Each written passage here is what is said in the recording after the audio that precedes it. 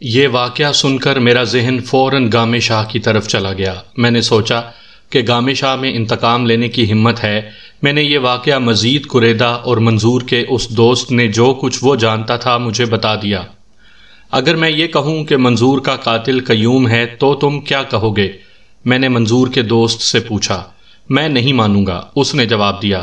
اگر آپ مجھ سے پوچھتے ہیں تو مجھے دو آدمیوں پر شک ہے، ایک تو یہ گامے شاہ ہے اور دوسرا رشید۔ لیکن مجھے ایک بات سمجھ نہیں آ رہی۔ میں نے یہ بات اس طرح کی جیسے میں نا تجربے کار اور اناڑی ہوں۔ قتل رشید کو ہونا چاہیے تھا کیونکہ منظور اس سے تنگ آیا ہوا تھا اور اس نے منظور کا حق دبایا ہوا تھا۔ اگر تم مجھے یہ بتا سکتے ہو کہ ان دونوں کی آپس میں کہیں لڑائی ہوئی تھی اور رشید نے اس طرح انتقام لیا ہے یا منظور نے رشید کو دھمکی دی ہو کہ وہ اپنا حصہ وصول کرنے کی کوئی خطرناک کوشش کرے گا تو سمجھ میں آ سکتا ہے کہ رشید نے منظور کو راستے سے ہٹا دیا۔ جہاں تک میں جانتا ہوں ایسا کوئی واقعہ نہیں ہوا، اس نے کہا۔ اگر اندر اندر کوئی بات ہوئی ہو تو وہ میں نہیں بتا سکتا۔ منظور نے مجھ سے کبھی کوئی بات چھپائی نہیں تھی۔ ہو سکتا ہے ایسی کوئی بات ہوئی ہو۔ پچھلے دنوں منظور نے 2-3 مرتبہ یہ الفاظ کہے تھے کہ رشید کو میں سبق سکھاؤں گا۔ میں نے بہت برداشت کیا ہے لیکن وہ بالکل ہی میرے سر چڑھ گیا ہے۔ میں نے منظور سے پوچھا تھا کہ کیا کرو گے؟ اس نے کہا تھا کہ میرا دماغ بگڑ گیا تو میں اسے دنیا سے ہی اٹھا دوں گا۔ میں نے پوچھا تھا قتل کرو گے؟ اس نے صاف لفظوں میں کہا تھا کہ قتل کرنا کون سا مشکل ہے۔ میں بدلہ لینے پر آ گیا تو قتل سے نیچے کچھ بھی نہیں سوچوں گا۔ کیا منظور اتنی جرأت کر سکتا تھا؟ وہ اس سے زیادہ جرأت والا تھا جناب، اس نے کہا۔ میں آپ کے پاؤں کی خاک ہوں، کم عقل آدمی ہوں، لیکن یہ جانتا ہوں کہ جرأت اور دلیری یہ نہیں ہوتی کہ آدمی ہر کسی کے گلے پڑتا رہے اور معمولی سی بات پر لاٹھی کلہاڑی لے کر نکل آئے۔ میں تو کہتا ہوں کہ برداشت اور درگزر کرنے والا آدمی زیادہ جرأت اور ہمت والا ہوتا ہے۔ میں اب سوچ میں پڑ گیا کہ شاید ایسا ہوا ہو کہ منظور اور رشید کا کہیں آمنا سامنا ہو گیا، ان کا لڑائی جھگڑا ہوا ہو اور رشید نے اسے مار ڈالا ہو۔ یہ واردات ایسی تھی جس کا کوئی عینی شاہد نہیں تھا۔ یہ بھی ظاہر تھا کہ واردات رات کو ہوئی۔ میں نے اب رشید کو اپنے چکر میں لینا تھا۔ اس کے ساتھ ہی گامے شاہ کو بھی میں نظر انداز نہیں کر سکتا تھا۔ میں نے گاؤں کے چوکیدار کو بلا کر اسے 3 نام بتائے اور کہا کہ انہیں ساتھ لے آؤ۔ یہ تینوں گامے شاہ کے خاص آدمی تھے۔ میں گامے شاہ سے پہلے ان سے پوچھ گچھ کرنا چاہتا تھا۔ میں نے مقتول کے اس دوست کو باہر بیٹھنے کو کہا۔ اس کا میں نے شکریہ بھی بہت ادا کیا تھا کہ اس نے بڑے کام کی باتیں بتائی تھیں۔ جاتے جاتے میں نے اسے یہ بھی کہا کہ وہ جاسوسی کرتا رہے۔ اس کے جانے کے بعد میں نے مقتول کے ایک اور دوست کو بلا لیا۔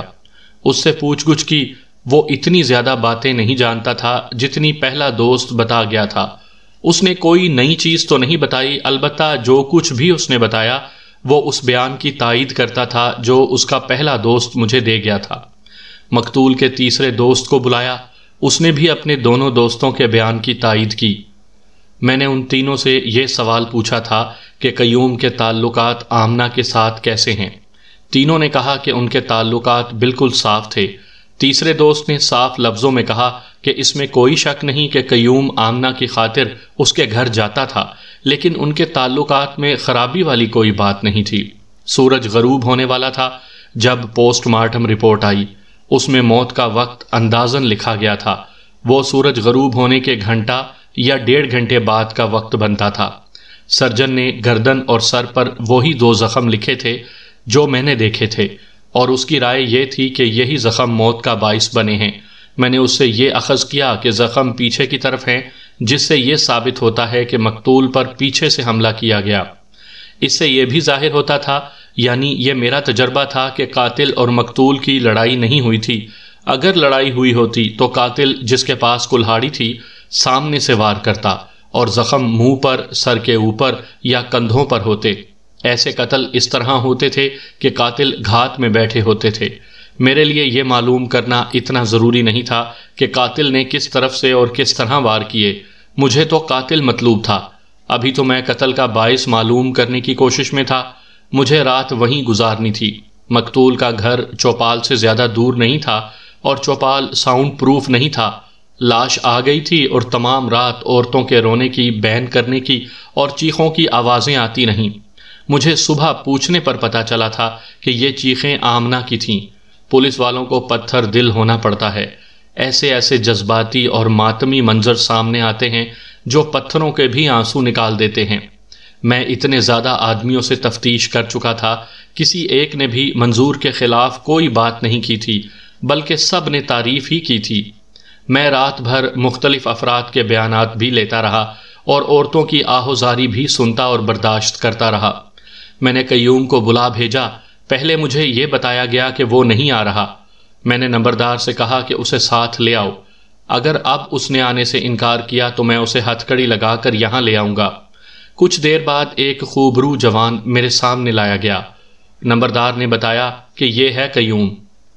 آ جوان، میں نے قیوم سے دوستانہ لہجے میں کہا، ہمیں تمہاری ضرورت پڑی تو تم نے آنے سے ہی انکار کر دیا۔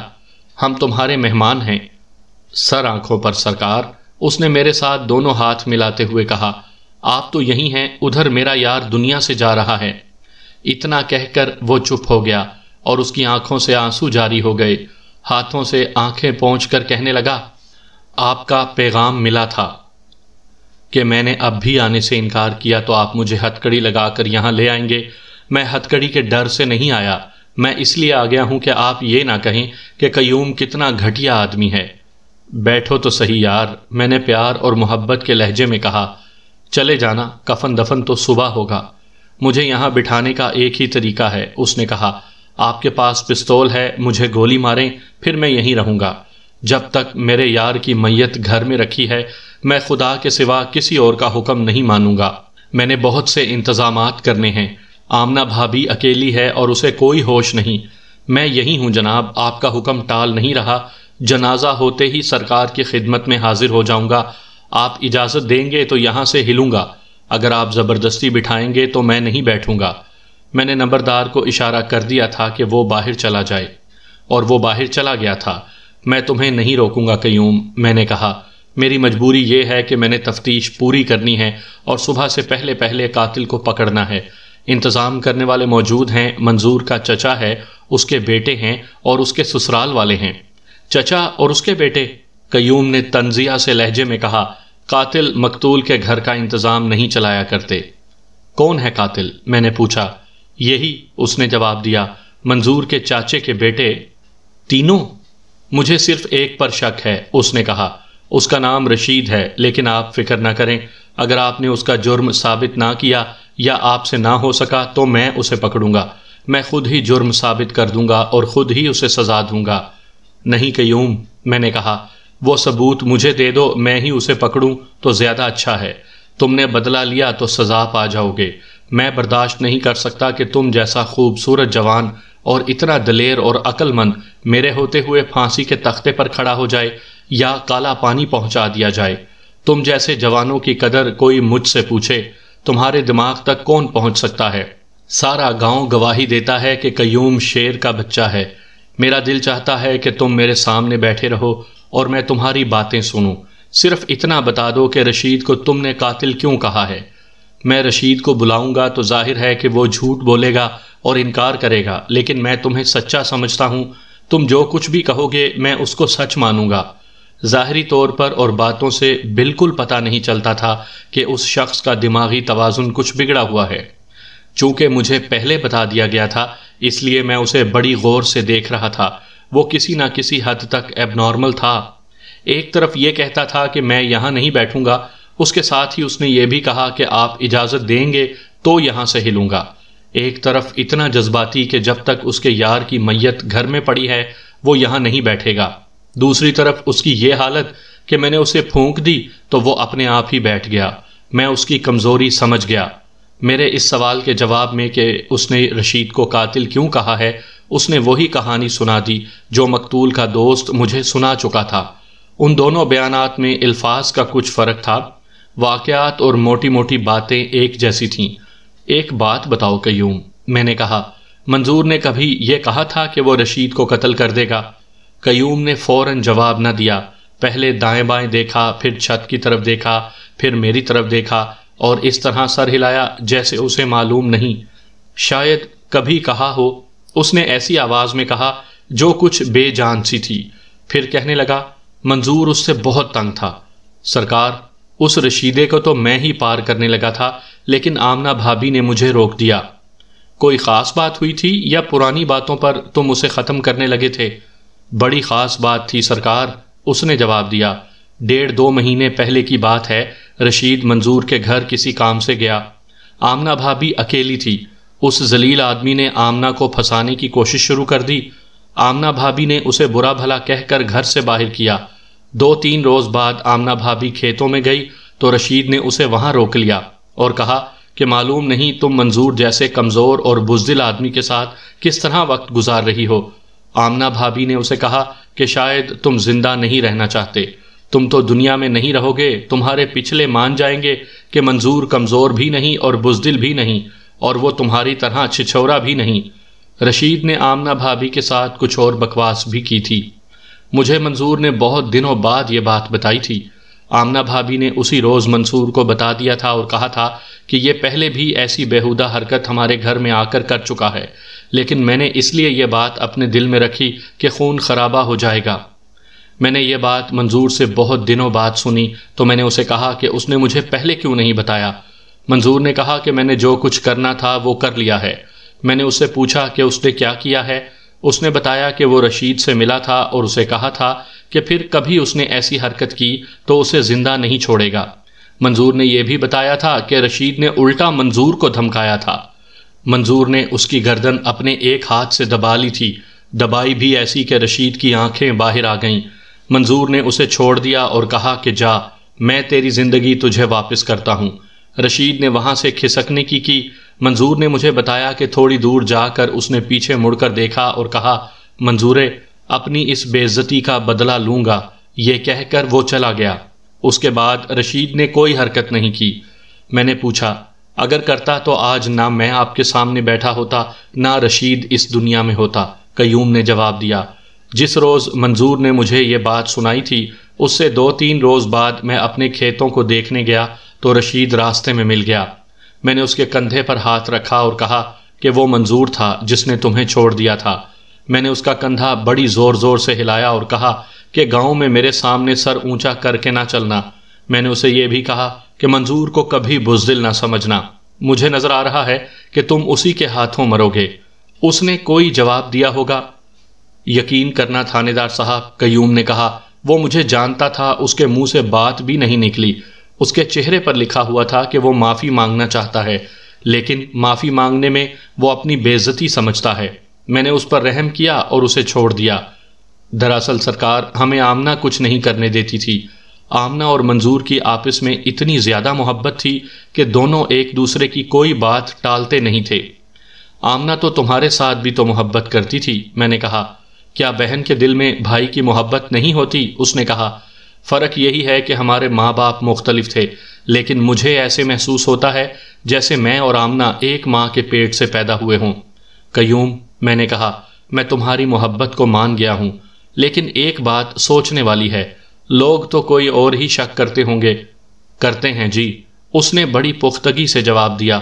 لوگ تو یہ بھی کہتے ہیں کہ قیوم پاگل ہے۔ لوگوں کا کیا ہے، خدا ناراض نہیں ہونا چاہیے۔ کسی نے بتایا تھا کہ تمہیں کوئی اپنی بیٹی کا رشتہ نہیں دیتا۔ میں نے کہا، اور اس کا دل خوش کرنے کے لیے میں نے یہ بھی کہہ دیا۔ میں نے جب یہ بات سنی تو مجھے بہت غصہ آیا، کیونکہ اسی گاؤں میں ایسے لوگ بھی موجود ہیں جو کہتے ہیں کہ قیوم جیسا کوئی نیک جوان مرد ہے ہی نہیں، کوئی رشتہ دے گا بھی تو میں قبول نہیں کروں گا۔ اس نے کہا، جب تک آمنہ میرے سامنے موجود ہے میں کسی اور عورت کا ساتھ قبول نہیں کروں گا۔ میں نے اسے یہ نہ جتایا کہ وہ جو بات کہہ بیٹھا ہے اس کا کوئی اور مطلب بھی ہو سکتا ہے۔ مجھے یہ خیال آیا کہ اس کے منہ سے اصل بات نکل گئی ہے۔ آمنہ کی موجودگی میں کسی دوسری عورت کو قبول نہ کرنا یہی ظاہر کرتا ہے کہ ان کا تعلق دوسری قسم کا بھی تھا۔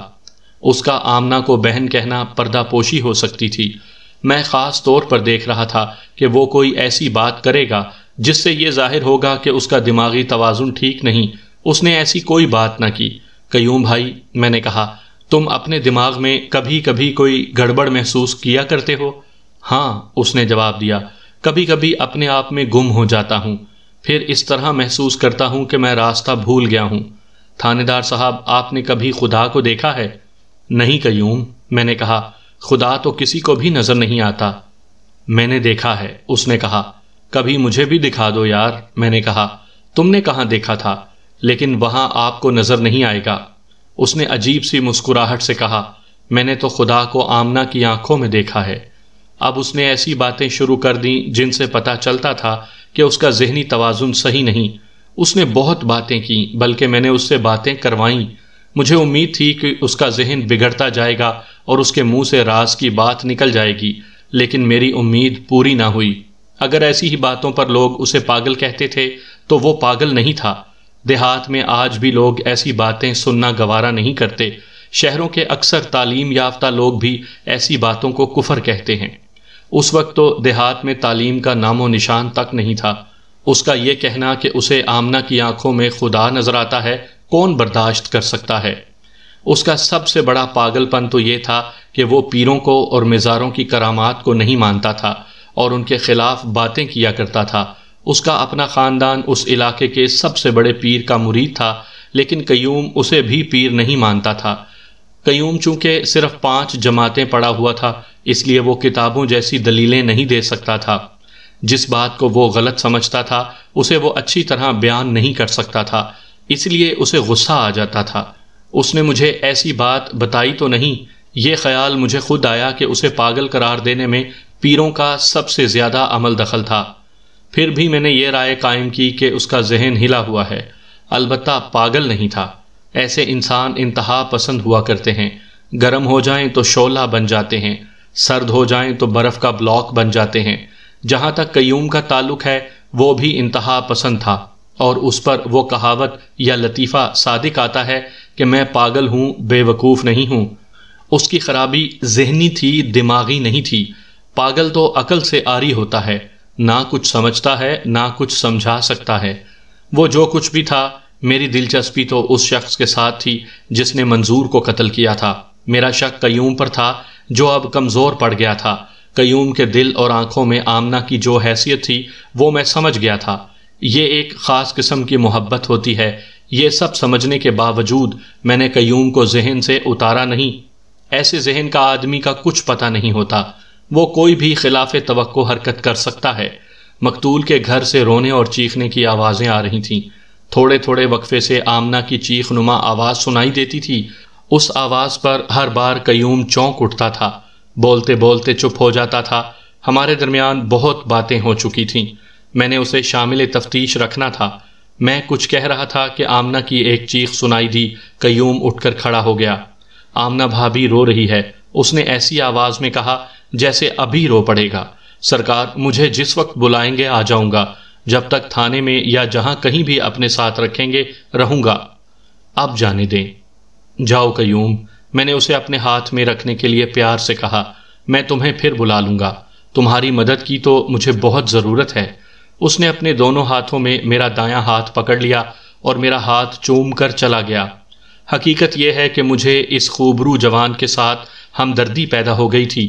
وہ اپنی چھوٹی بہن اور ماں کے صدمے کا مارا ہوا تھا۔ سامعین کرام، آپ سن رہے ہیں انسپیکٹر احمد یار خان مرحوم کی تفتیشی کہانیوں کے سلسلے میں ایک اردو کہانی، قتل ایسے بھی ہوتا ہے۔ یہ اس سلسلے کی قسط نمبر 2 ہے۔ مجھے امید ہے آپ کو میری یہ کاوش پسند آ رہی ہوگی۔ وہ باہر نکلا تو قیوم کا باپ نمبردار کو ساتھ لیے اندر آیا۔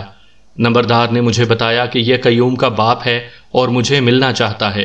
وہ بڑے درجے کا زمیندار تھا، شکل و صورت، لباس اور انداز سے معزز اور روب داب والا لگتا تھا۔ میں نے اسے بٹھا لیا۔ میرے بیٹے پر کوئی شک و شبہ ہے؟ اس نے پوچھا۔ ابھی تو میں کچھ نہیں کہہ سکتا، میں نے کہا۔ آپ مجھے یہ کہنے آئے ہیں کہ آپ کے بیٹے کا اس قتل کے ساتھ کوئی تعلق نہیں ہے؟ ایسے ہر بیٹے کا باپ یہی کہے گا حضور، اس نے کہا۔ میں بھی باپ ہوں اور اس بیٹے کے ساتھ مجھے بہت پیار ہے۔ اس کے آنسو نکل آئے، کہنے لگا، چھوٹی بہن اور ماں کی موت نے اس کے دماغ پر بہت برا اثر کیا ہے۔ پھر یہ بددعایا گیا، اپنے پیر صاحب کے خلاف جو منہ میں آتا ہے کہہ دیتا ہے، مزاروں اور خانقاہوں کی بے حرمتی کرتا ہے۔ اسے بددعا تو لگنی ہی تھی۔ اگر یہ صرف ایک تعویذ گلے میں ڈال لے یا بازو سے باندھ لے تو یہ صحیح ہو جائے، لیکن یہ تعویذوں کو مانتا ہی نہیں۔ میں آپ سے اور کچھ نہیں پوچھتا، میں نے کہا، مجھے یہ بتائیں کہ مقتول کی بیوی کے ساتھ اس کا کیا تعلق ہے؟ اگر منظور زندہ ہوتا تو وہ آپ کو بتاتا کہ قیوم کا اس کی بیوی کے ساتھ کیا تعلق ہے۔ اس نے کہا، منظور ایسا بے غیرت تو نہیں تھا کہ وہ ایک غیر مرد کو گھر میں آنے سے نہ روکتا۔ میں نے خود منظور سے کہا تھا کہ تمہاری بیوی جوان ہے اور میرا بیٹا بھی جوان ہے، اگر ذرا سا بھی شک ہو تو میرے بیٹے کو گھر سے نکال دینا اور مجھے بتا دینا۔ منظور نے کہا تھا کہ مجھے قیوم اور اپنی بیوی پر پورا اعتماد ہے، وہ باپ تھا، اس نے اپنے بیٹے کو بے گناہ ثابت کرنا تھا۔ میں نے اس کے ساتھ رسمی سی باتیں کی اور پوچھا کہ قاتل کون ہو سکتا ہے۔ اس نے رشید پر شک کا اظہار کیا اور دشمنی کی وجہ زمین کی تقسیم بتائی۔ اس سے میں نے کچھ اور باتیں پوچھیں، لیکن اس کا دھیان اپنے بیٹے پر لگا ہوا تھا۔ میں نے اسے تسلی دلاسا دے کر رخصت کر دیا۔ رات آدھی سے زیادہ گزر گئی تھی۔ مجھے اپنے سامنے ایک پیچیدہ تفتیش نظر آ رہی تھی۔ میں تھوڑا سا آرام کرنے کے لیے لیٹ گیا۔ گامے شاہ کے تینوں ساتھی آ چکے تھے۔ اس قماش کے آدمیوں سے شریفانہ طریقے سے پوچھ گچھ نہیں کی جا سکتی تھی۔ انہیں میں نے تھانے بھیج دیا، ان سے تفتیش کی، وہی جگہ موزوں تھی۔ انہیں تھانے میں میرا انتظار کرنا تھا، خواہ 10 دن گزر جاتے۔ میری آنکھ کھلی تو صبح طلوع ہو چکی تھی۔ پرتکلف اور مرغن ناشتے کے بعد رشید کو بلایا۔ وہ بھی اچھی شکل و صورت اور بڑے اچھے جسم اور قد کا جوان تھا۔ اس کے متعلق مجھے کوئی اچھی بات نہیں بتائی گئی تھی۔ شاید یہی وجہ ہے کہ اس کا اتنا اچھا چہرہ مجھے اچھا نہ لگا۔ اس سے تو مجھے قیوم کا چہرہ اچھا لگا تھا۔ میں نے رشید کو اپنے سامنے بٹھایا تو اس کے چہرے پر گھبراہٹ تھی اور اس کی آنکھیں جیسے باہر کو آ رہی تھیں۔ تم ہی کچھ بتاؤ رشید، میں نے کہا۔ مجھے تو کچھ سمجھ نہیں آتی، منظور کو کس نے قتل کیا ہے؟ اس نے فوراً جواب نہ دیا۔ گھونٹ سا نگل کر اس نے بولنے کی کوشش کی، لیکن بول نہ سکا۔ میں اس کی آنکھوں میں آنکھیں ڈال کر دیکھتا رہا۔ میں کیا بتا سکتا ہوں جناب، اس نے ذرا مشکل سے ہی یہ الفاظ کہے۔ اتنا نہ گھبراؤ رشید، میں نے کہا، ابھی معاملہ میرے ہاتھ میں ہے، کھل کر بات کرو۔ مجھے جو دوسروں سے پتہ چلے گا وہ اپنی زبان سے بتا دو، پھر دیکھو میں تمہیں کتنا فائدہ پہنچاتا ہوں۔ میں تو کچھ نہیں جانتا جناب، اس نے کہا اور آنکھیں جھکا لیں۔ اوپر دیکھو، میں نے کہا، تم سب کچھ جانتے ہو، تم نے آخر بولنا ہے اور جو کچھ بھی تم جانتے ہو وہ میرے سامنے اگل دو گے۔ تم نے کس بات کا انتقام لیا ہے؟ منظور اپنا وہ حصہ لینے کی کوشش کر رہا تھا جو تم نے دبا لیا تھا۔ تم نے سوچا کہ اسے زمین کے تختے سے ہی اٹھا دو؟ نہیں جناب، یک لخت اس میں جان آ گئی اور وہ تڑپ تڑپ کر اپنے آپ کو بے گناہ ثابت کرنے لگا۔ مجھے ان کی دشمنی کی جتنی وجوہات بتائی گئی تھیں وہ سب باری باری اس کے سامنے رکھیں۔ وہ انکار کرتا رہا، اس نے انکار ہی کرنا تھا۔ میں نے یہ معلوم کرنا تھا کہ قتل کے وقت وہ کہاں تھا۔ اس سے پوچھا تو اس نے بتایا کہ وہ گھر میں تھا۔ سورج غروب ہونے کے کتنی دیر بعد تم گھر آئے تھے؟ میں نے پوچھا۔ میں تو سورج غروب ہوتے ہی گھر آ گیا تھا، اس نے جواب دیا۔ اس سے پہلے کہاں تھے؟ اپنے باغ میں، اس نے جواب دیا۔ چونکہ یہ میرا پکا مشتبہ تھا اس لیے میں نے اس سے مخصوص انداز سے پوچھ گچھ کی۔ یہ الفاظ اور زبان کے کرتب ہوتے ہیں۔ بعض آدمی تو اتنے کمزور ذہن اور دل کے ہوتے ہیں کہ وہ گھبرا جاتے ہیں، زبان پر قابو نہیں رہتا اور وہ پہلے پوچھے ہوئے سوالوں کے جواب پہلے سے مختلف دینے لگتے ہیں۔ بعض کی حالت اتنی بری ہو جاتی ہے کہ وہ سچی بات کہہ ڈالتے ہیں۔ رشید کو میں نے اس حال تک پہنچا دیا تھا۔ اس کی کچھ باتوں کو میں نے ذہن میں محفوظ کر لیا، اسے وہیں بیٹھے رہنے دیا۔ میں باہر نکلا اور چوکیدار سے کہا کہ رشید کے باغ میں جو مزارہ کام کرتا ہے اسے اور اس کی بیوی کو بلا لائے۔ یہ مزارہ بیوی اور 2-3 بچوں کے ساتھ باغ میں ہی رہتا تھا۔ رشید کو میں نے باہر بٹھا دیا اور اس کے باپ کو بلایا۔ اس سے پوچھا کہ رشید قتل والی رات شام کو کس وقت گھر آیا تھا۔ اس نے بتایا کہ وہ سورج غروب ہونے کے بہت بعد آیا تھا۔ 1 گھنٹہ؟ میں نے پوچھا۔ 2 گھنٹے؟ 1.5-2 گھنٹے سمجھ لیں، اس نے جواب دیا۔ یہ شخص رشید کا باپ تھا، اسے یقیناً معلوم ہوگا کہ اس کا بیٹا مشتبہ ہے، اس لیے میں توقع نہیں رکھ سکتا تھا کہ یہ کوئی صحیح بات بتائے گا۔ رشید کے باپ کا مزارہ اپنی بیوی کے ساتھ آ گیا تھا۔ میں نے اسے بلایا۔ میری ایک بات غور سے سن لو، میں نے اسے کہا، تم ان لوگوں کے رشتہ دار نہیں ہو، نوکر ہو، ان کی پھانسی کا رسہ اپنے گلے میں ڈالنے کی بے وقوفی نہ کرنا۔ جو کچھ میں پوچھوں وہ بالکل صحیح بتا دینا۔ تم جانتے ہو کل رات منظور قتل ہوا ہے، شام کو رشید باغ میں تھا، کیا یہ صحیح ہے؟ ہاں حضور، اس نے جواب دیا، وہ باغ میں ہی تھا۔ کیا وہ اکیلا تھا؟ میں نے پوچھا۔ پہلے تو وہ اکیلا ہی تھا، مزارے نے جواب دیا۔ پنیری لگانی تھی، رشید ہمارے ساتھ رہا، شام سے ذرا پہلے منظور آ گیا۔ کون منظور؟ میں نے حیران سا ہو کر پوچھا۔ یہی منظور جناب عالی، مزارے نے جواب دیا، یہ جو قتل ہو گیا ہے۔ مجھے ایسے لگا جیسے اندھیرے میں روشنی کی ایک کرن آئی ہو۔ مقتول کا وہاں کیا کام تھا؟ اس کی اور رشید کی تو آپس میں بڑی سخت دشمنی تھی۔ ہاں، پھر کیا ہوا؟ میں نے اس توقع پر پوچھا کہ مزارہ کہے گا کہ ان کی آپس میں لڑائی یا غصے میں بول چال ہوئی تھی۔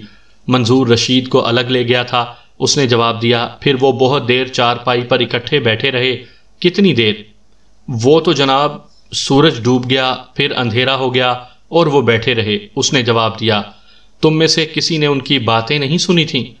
نہیں حضور، اس نے جواب دیا، ہم دور کیاریوں میں پنیری لگا رہے تھے، سورج ڈوب گیا تو ہم کام چھوڑ کر اپنے کوٹھے میں چلے گئے۔ یہ بتاؤ، میں نے کہا، کیا وہ اونچی اونچی باتیں کر رہے تھے؟ میرا مطلب یہ ہے کہ وہ باتوں باتوں میں آپس میں لڑ جھگڑ رہے تھے؟ نہیں حضور، اس نے جواب دیا، وہ تو بڑے آرام آرام سے باتیں کر رہے تھے۔ جب اندھیرا ہو گیا تو منظور اٹھا، میں دیکھ رہا تھا، دونوں نے ہاتھ ملایا اور منظور چلا گیا۔ اور رشید؟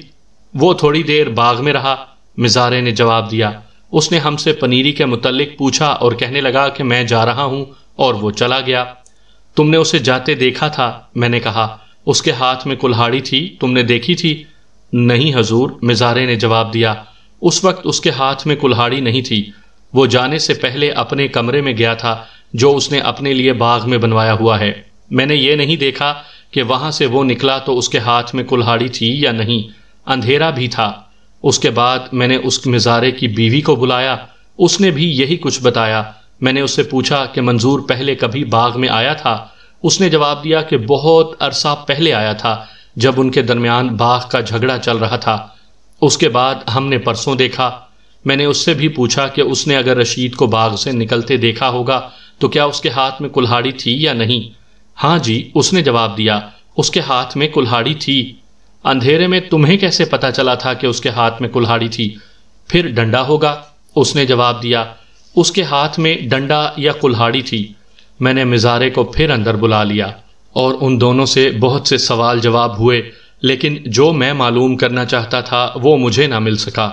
انہیں میں نے واپس بھیج دیا۔ ان کے جانے کے بعد میرے دو مخبر اکٹھے ہی آ گئے۔ ان سے میری پہلے بات نہیں ہوئی تھی، انہوں نے بھی وہی باتیں بتائیں جو مجھے پہلے معلوم ہو چکی تھیں۔ انہوں نے پورے یقین کے ساتھ کہا کہ آمنہ نیک چلن اور غیرت والی عورت ہے۔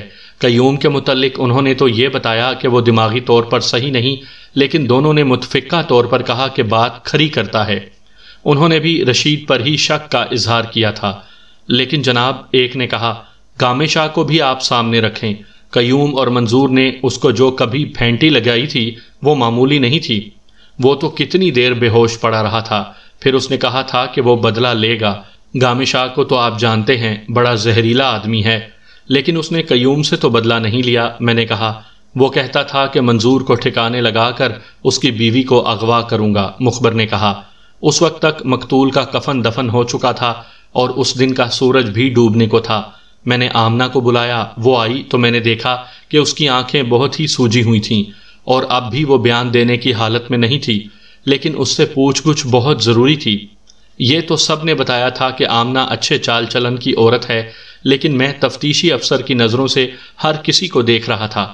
ایسی عورتیں بھی ہوتی ہیں جو خاوند کی وفاداری میں ذرا سی بھی کسر نہیں رہنے دیتی، اور ان کے اخلاق اور چلن کی تعریف ہر کوئی کرتا ہے، لیکن انہوں نے در پردہ اپنی پسند کے کسی ایک آدمی کے ساتھ دوستی لگا رکھی ہوتی ہے جس کا کسی کو پتہ نہیں چلتا۔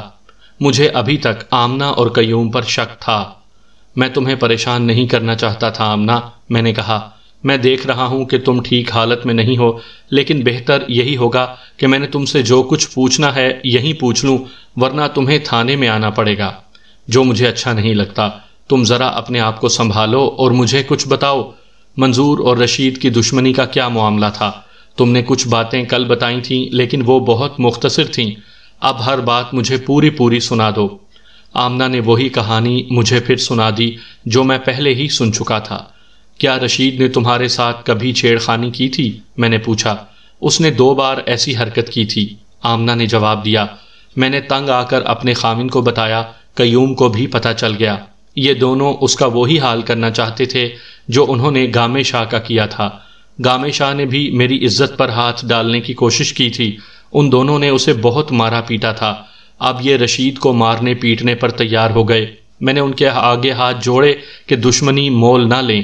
انہوں نے 1-2 روز بعد مجھے بتایا کہ رشید کو انہوں نے پکڑ لیا تھا، لیکن اللہ نے میری سن لی، رشید نے سر جھکا لیا کیونکہ وہ مجرم تھا۔